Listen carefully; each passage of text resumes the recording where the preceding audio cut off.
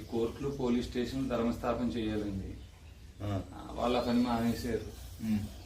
వాళ్ళని తొలగించాల్సిన బాధ్యత ఏమో కేంద్ర రాష్ట్ర ప్రభుత్వాలు.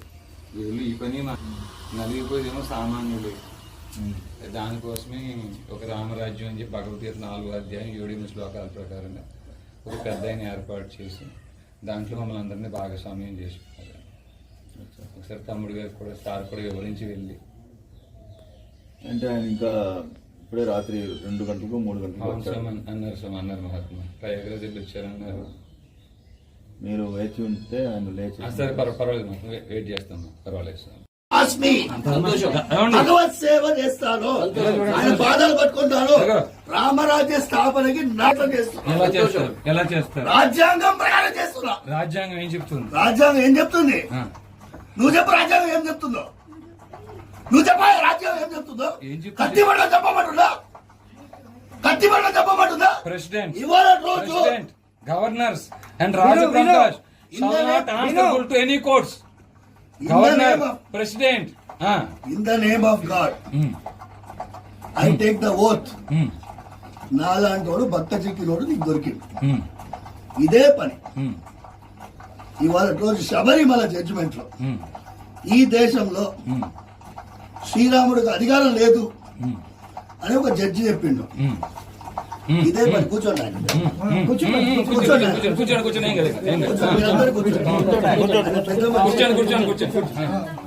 పెద్ద మనిషి. 5 జడ్జిలు. ఒక జడ్జి ఏమంటాడు, ఈ దేశం రాముడిదే కాదంట. 5 జడ్జిలు. ఒక జడ్జి ఏమంటాడు, ఈ దేశం రాముడిదే కాదంట. ఓకేనా?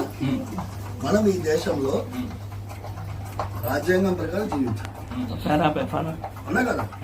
మనం సర్కార్ తనసే జుదా కర్దంగి అంటే మనం బక్కోలు. మనం తీసుకొని పోయి లోపలేస్తాం. మన వెనకాల సైన్యం ఉందా? లేదు. నేనేం చేస్తున్నా, 2 గుణాన్ని తయారు చేసే ప్రయత్నం చేస్తున్నా. సోది చెప్తున్నా. ఒకటి ఆంజనేయ స్వామి గుణం, దేనికి తెగించకుండా ఉండేది. మాట్లాడమండి. రెండోది అర్జునుడి గుణం, గురువు గారు చెప్పినట్టు ప్రవర్తించడం. ఈ 2 నేను చేస్తాను. ఈ ప్రయత్నం నాది. దీని మీరందరూ తోడొస్తున్నారు. ఆ రోజు ఆయన వచ్చిన 2 సమయాల్లో కూడా ఆయన వచ్చిన పరిస్థితి వేరే ఉంది. ఓకేనా? నేను స్వామివారి ఆరాధన చేయడం 8 అవుతుందా అభిషేకం చేయాలి. నేనేమన్నా 3 గంటలకు వచ్చినాను. ఆయన నిన్న మొన్న మొత్తం నడక. సార్ చెప్పేది మేము వచ్చాం కదా, విన్న తర్వాత నువ్వు నన్ను చెప్పినావు. జడ్జిమెంట్ కూడా చెప్పారు. జడ్జిమెంట్ అయిన తర్వాత ఏం చేస్తావు చెప్పండి. ఇది మనం రాజ్యాంగం ప్రకారం నడుస్తున్నాం. సుప్రీం కోర్టులో ఇంప్లీట్ పిటిషన్ వేసాం. శ్రీరాముడికి అధికారం లేకుండా ఏం దేశంలో ఇది? నీకు ఆ బిట్ పెన్షన్ అన్ని ఇస్తాం. నా దగ్గర ఉన్నాయి. రెండోది ఏం చేస్తామంటే 8 రాజ్యాలు. రాముల వారి రాజ్యంగా పద్మనాభ స్వామి రాజ్యం. ఆ రాజ్యంలో రాముల వారి పాదాలు పెట్టుకొని నెత్తి మీద రాజ్యం వెళ్ళేవాళ్ళు. వాళ్ళని రాజవంశీకులని వాళ్ళ ద్వారా కోవెనెంట్ సైన్ చేశాం. ఈ దేశంలో రామరాజ్యం ఉంటేనే మనం నడిపించగలమంటే దాని మీద 2వ ఇంప్లీట్ పిటిషన్ వేసాం. ఇవాళ రోజు అది ఫైనల్ స్టేజ్లో ఉంది. ఓకేనా నాయన? ఇప్పుడు అడిగావు కదా, రాముడు అంటే లెక్కలేదా అని అడిగావు కదా. నీ మనసులో ఉండే భక్తి దాసుని నేను. ఎందుకంటే సుగ్రీవుడి దగ్గర రామాయణం వినండి స్వామి. రామాయణం ఆల్రెడీ పెద్ద అని చెప్తే వినండి స్వామి. సరే నేను చెప్పేది వినండి. విన్నాం కదా, ఇప్పుడు విను.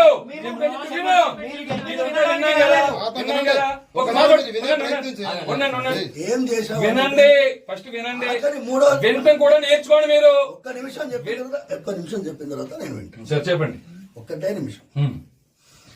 ఆఖరిది ఏంటి అంటే, ఇవాళ రోజు విశ్వరూపాన్ని ప్రదర్శించే సమయం వచ్చింది.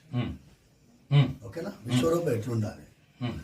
మొన్న విజయవాడ శంఖారావం చేసిండు, ఓకేనా? శంఖారావం చేసిన తర్వాత నా దగ్గరికి వచ్చినారు కొంతమంది మహానుభావులు. వచ్చి ఇవాళ రోజు దేవాలయాల భూములన్నీ ఆక్రమించుకున్నారు, ఒక రెడ్ పెటిషన్ వేద్దాం. రెడ్ పెటిషన్కి మీరు సాయం చేయాలి. నేను ఆయన నేను ఒక్కడనే ఎన్ని పెటిషన్లు వేయాలి? పెటిషన్లు వేసే జమానా అయిపోయింది. ఒకరోజు ఎండోమెంట్స్ డిపార్ట్మెంట్ ముట్టదిద్దాం అని నేను పిలిపిస్తా. ఎన్ని వందల మంది వస్తారు అని నాకు అడిగిన అన్నయ్య, మీరందరూ ఉన్నారు చూసారా, నేను ఒకరోజు ఎండోమెంట్స్ డిపార్ట్మెంట్ వెళ్తాను, ఇట్లనే మీరు రావాలి. ఓకే, మేము వస్తాం.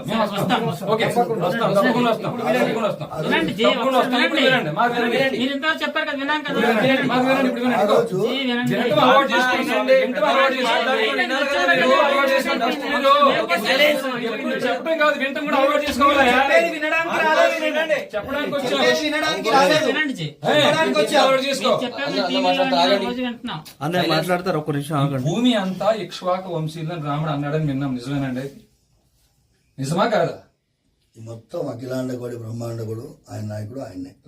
ఈ మాట అడిగింది చెప్పండి. ఈ భూమి అంతా ఇక్ష్వాక వంశీయులని రాముడు అన్నమాట నిజమా అబద్ధమా అన్నాడు. ఆ ఇక్ష్వాక వంశీయులు ఏ ఏ గోత్రాల్లో ఉన్నారు? ఇప్పుడు నాకు అడిగింది చెప్పు. అడగండి, ప్రశ్నకు సమాధానం చెప్పు. నెక్స్ట్ రెండో ప్రశ్న, ఇక్ష్వాక వంశీయులు ఏ గోత్రాల్లో ఉన్నారో నీకు తెలియదు. నీకు చెప్తున్నావు, హైకోర్టు అంటున్నావు, సుప్రీంకోర్టు అంటున్నావు, నీకు తెలియదా? వాళ్ళకున్న ఇమ్యూనిటీ ఆర్టికల్ 124 సబ్-4. ఎవడైనా ఇప్పుడు దాకా ఏ ప్రధానమంత్రి అయినా ఇంపీచ్ చేయగలిగారా?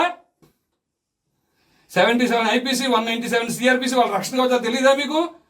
భగవద్గీత 18వ అధ్యాయంలో 17వ శ్లోకం ఉన్న యస్య నాహంకృతో భావో బుద్ధిరేశ్య నలిప్యతే హత్వాపి సహిమాన లోకాన్ని హంతి ప్రయోగించే అవకాశం మాకు లేదా?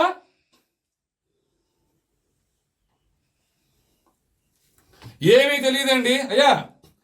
పండితులు వేషం వేసుకుని తెలియని నటవిట శూద్రుల వనితలు స్వవచమౌటకు ఉపదిశించి సంతసిల్లి స్వరలయంబులెరుంగకని శిలత్ములై సుభక్తులకు సమానమని దుడుకుగల నన్నే దొరకుడుకు బ్రోచురా. స్వరం తెలియదు. స్వరం తెలుసా? లయ తెలుసా? ఇక్ష్వాకు వంశీయులు ఏ గోత్రాలు ఉన్నారో తెలియదు. క్షాత్రం కలిగిన వారు మీ పరిధిలో ఎంతమంది ఉన్నారో తెలియదు. వైశ్య పరంపర 44వ శ్లోకంలో చెప్పిన వైశ్యులు కృషి గోరక్ష వాణిజ్యం మీ ఆలయ పరిధిలో ఎంతమంది ఉన్నారో తెలియదు. అన్ని మత ప్రార్థనా మందిరాల్లో బోధిస్తున్నారు ఈ దేశాన్ని ఎలా దోచుకోవాలని. తెలిసిందల్లా ఒకటే, బలుపు అంతా ఒకటే, బలుపు అహంకారం ఒకటే. మీ స్వామి ఎప్పుడు ధనుర్బాణాలు పట్టుకొచ్చి మీ మాటలు వింటడం ఉన్నావా నువ్వు? ఈ అర్చక పురోహితులు మీ పని ఇది.